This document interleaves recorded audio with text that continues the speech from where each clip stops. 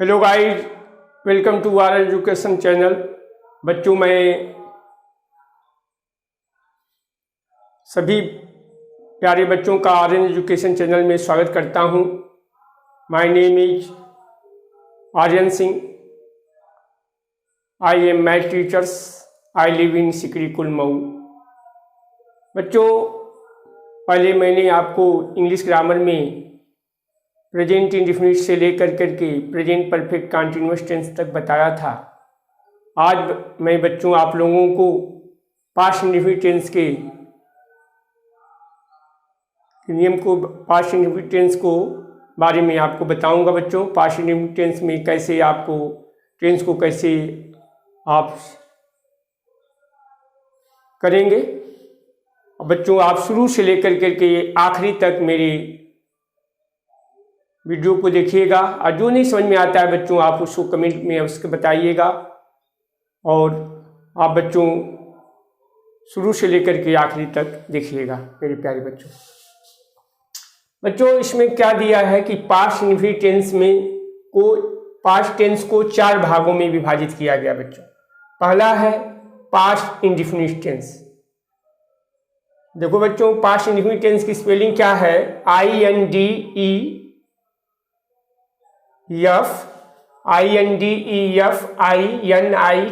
Indefinite tense.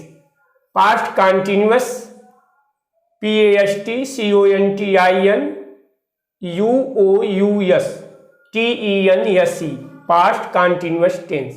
Past perfect का PASTPERFECT perfect tense और past perfect continuous tense. इस तरह से बच्चों पास्ट टेंस को मैंने 4 भागों में विभाजित कर दिया। अब बच्चों, पास्ट इंडेफिनिट टेंस का पहचान क्या होता है? जिस वाक्य के अंत में ता था, ते थी, ती थी आदि शब्द आते हैं, कार्य भूतकाल में होता है। इसका रूल क्या है बच्चों? नियम क्या है कि सिंगुलर, चाहे बच्चों सिंगुलर सब्जेक्ट हो चाहे प्लूरल सब्जेक्ट हो, सिंगुलर सब्जेक्ट दिया गया हो या प्लूरल सब्जेक्ट दिया गया हो, आपको सभी कर्ता में आपको वर्ब की सेकेंड फॉर्म का ही प्रयोग करना है। तो इसमें बच्चों जिस वाक्य ये हो गया वह सब्जेक्ट प्लस वर्ब की सेकेंड फॉर्म। और ये किस सेंटेंस में करेंगे बच्चों? Affirmative sentence. अफर्मेटिव सेंटेंस का मतलब बच्चों क्या होता है? साधारण वाक्य। यदि आपको उसमें निगेटिव सेंटेंस नहीं दिया जाएगा और न तो इंट्रोगेटिव सेंटेंस दिया जाएगा, तो इस प्रकार के सेंटेंस को हम कहते हैं अफर्मेटिव सेंटेंस। तो उसमें हमको वर्ब की सेकेंड फॉर्म, चाहे सिंगुलर सब्जेक्ट हो चाहे प्लूरल सब्जेक्ट हो, सभी के साथ वर्ब की सेकेंड फॉर्म का प्रयोग करेंगे। लेकिन बच्चों यदि निगेटिव सेंटेंस दिया गया है तो इसका नियम यह है कि subject plus did not plus verb की फर्स्ट फॉर्म। जब भी बच्चों आपको ये ध्यान देना है कि जब भी आप इंट्रोगेटिव सेंटेंस दिया गया है बच्चों, या आपको प्रश्नसूचक शब्द दिए गए हैं, इंट्रोगेटिव वर्ड यदि बीच में आ रहे हैं, तो उसकी अंग्रेजी आपको उसमें भी वर्ब की फर्स्ट फॉर्म ही लगेगा।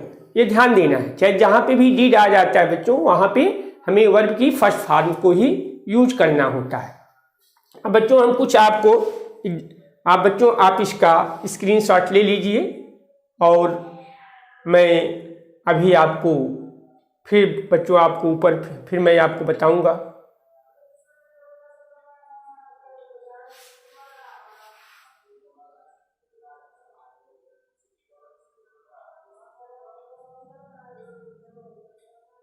ठीक है बच्चों। अब बच्चों हम ऊपर का थोड़ा सा स्पष्ट कर रहे हैं।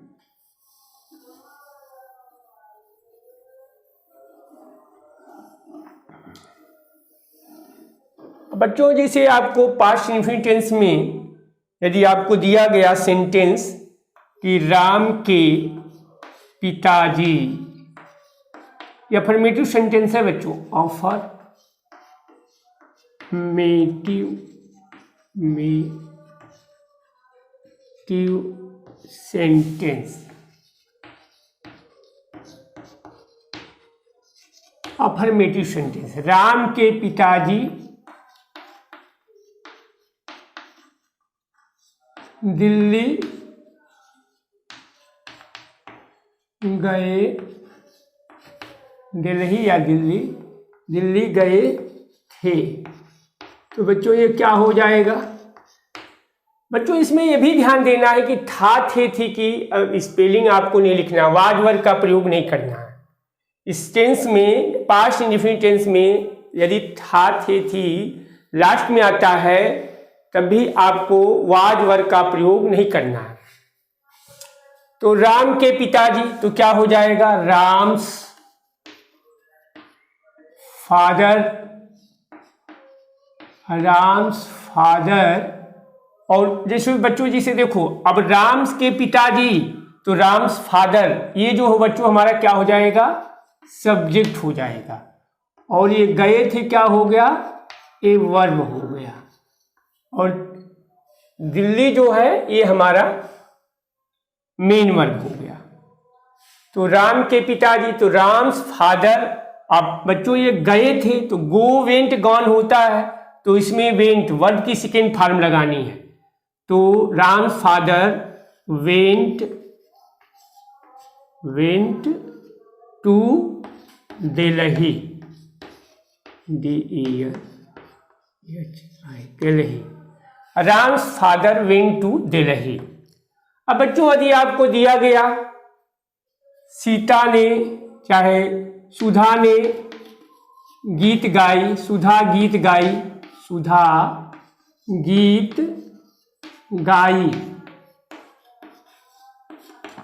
तो इसमें बच्चों क्या हो जाएगा? सुधा, सुधा। अब बच्चों अब गाई का तो सेकेंड फॉर्म का यूज करना होगा। तो सुधा सिंग, सैंग, सैंग हो जाएगा बच्चों, सैंग ए सॉन्ग, ये हो जाएगा बच्चों। अब बच्चों हम निगेटिव सेंटेंस लेते हैं। निगेटिव सेंटेंस में क्या है? निगेटिव सेंटेंस में अब जैसे बच्चों निगेटिव सेंटेंस में दे दिया जाएगा तो आपको कहा जाए निगेटिव सेंटेंस। इसमें दिया गया बच्चों कि राधा पत्र नहीं लिखी, राधा पत्र नहीं लिखी, राधा पत्र नहीं लिखी। तो इसका टेंस क्या होगा? राधा पत्र नहीं लिखी। तो बच्चों अब इसमें ये देखेंगे कि ये तो राधा जो हो गया हमारा सब्जेक्ट हो गया, और ये लिखना वाला जो है ये वर्ब हो गया। और इसमें बच्चों हमको डिड नॉट का यूज करेंगे क्योंकि यहाँ पे नहीं आ गया। यदि वाक्य के बीच में यदि नहीं आता है तो वहां पे निगेटिव सेंटेंस में सब्जेक्ट के साथ में डिड नॉट का प्रयोग करेंगे। तो क्या होगा? राधा डिड नॉट राइट, क्योंकि बच्चों वर्ब की फर्स्ट फॉर्म लगेगी। Radha did not write a letter, ये हो जाएगा बच्चों, Radha did not write a letter.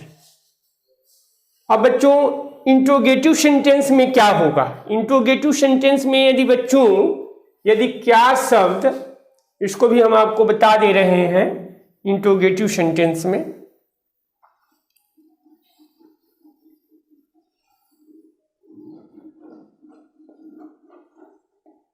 Interrogative sentence का क्या नियम होता है? इंट्रोगेटिव सेंटेंस का नियम बच्चों यह होता है कि यदि क्या शब्द वाक्य के शुरू में आए, interrogative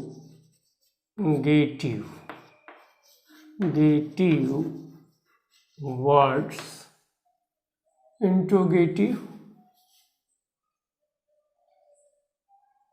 interrogative sentence, interrogative sentence दिया जाएगा तो क्या होगा? यदि पहचान है बच्चों, यदि क्या शब्द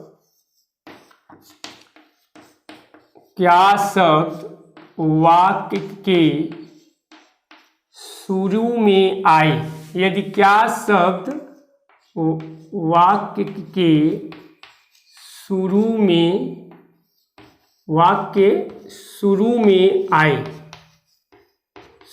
आए तो क्या की अंग्रेजी, तब यदि क्या शब्द वाक्य शुरू में आए तब क्या की अंग्रेजी हम क्या करते हैं, डिड का प्रयोग करते हैं। तब क्या की अंग्रेजी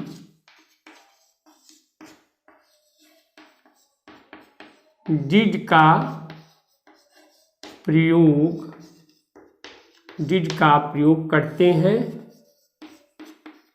उसके बाद डिड का प्रयोग करते हैं, उसके बाद कर्ता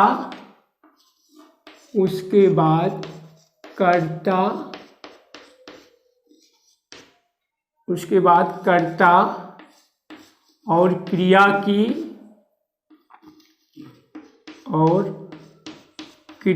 की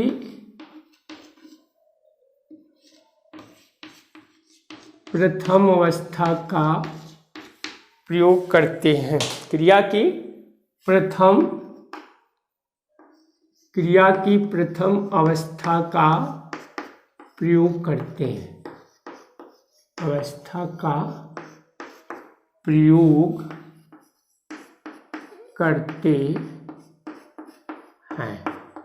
तो बच्चों जैसे इसमें किस प्रकार के सेंटेंस होगा, इसका एक एग्जाम्पल ले रहे हैं। क्या राधा खाना खाई? क्या राधा खाना खाई? तो यहाँ पे बच्चों क्या हो जाएगा, क्या राधा खाना खाई, तो यहाँ पे plus interrogative mark, question mark जरूर लगेगा, क्वेश्चन मार्क। तो यहाँ पे हो जाएगा क्या की अंग्रेजी क्या हो जाएगा बच्चों, डिड। अब इसके बाद बच्चों, अब यहाँ पे क्या की अंग्रेजी, जो भी क्या यदि आ जाता है वाक्य के शुरुआत में आता है तो इसकी अंग्रेजी हम क्या की अंग्रेजी डिड का प्रयोग करेंगे। डिड राधा और ईट, क्योंकि बच्चों यहाँ पे क्या हो जाएगा, Radha eat the food. Did Radha eat the food, यहाँ पे क्वेश्चन मार्क लग जाएगा। तो इस तरह से बच्चों हम कुछ इस तरह से हम लोग टेंस को करेंगे। तो मेरे प्यारे बच्चों, यदि आपको यह मैंने जो आपको आज बताया है पास्ट इंडेफिनिट टेंस के बारे में, यदि बच्चों यदि आपको समझ में आ गया होगा तो मेरे प्यारे बच्चों मेरे चैनल को सब्सक्राइब करिएगा। यदि बच्चों यदि थोड़ा सा भी कहीं से भी यदि आपको प्रॉब्लम आता है तो मुझे कमेंट जरूर करिएगा। और मैं बच्चों आपको डिस्क्रिप्शन में मैं अपना व्हाट्सएप नंबर भी दे रखा है, तो आप बच्चों आप कांटेक्ट करें, मैं आपके प्रत्येक समस्या का सॉल्व करूंगा। और बच्चों आप लोग अपनी कॉपी में सभी जितने भी टेंस को ग्रामर पढ़ाया जा रहा है बच्चों, आप उसको राइट करें, अच्छी तरह से राइट करें, उसको समझ करके अभ्यास करें, जिससे कि आप बच्चों इंग्लिश ग्रामर बहुत ही हमारे लिए बहुत ज़रूरी है। कहीं भी आपको इंग्लिश में बोलना होगा तो आपका इंग्लिश ग्रामर अच्छा होना बहुत ज़रूरी है। यदि इंग्लिश ग्रामर अच्छा नहीं है तो आप इंग्लिश में स्पीक नहीं कर सकते हैं, बोल नहीं सकते हैं। तो आपका इंग्लिश ग्रामर बहुत ही मस्ट है बच्चों, तो आप अच्छी तरह से इसको समझें और मैं आपको प्रत्येक टेंस को अच्छी तरह से बताऊंगा। थैंक यू आज टू वीडियो।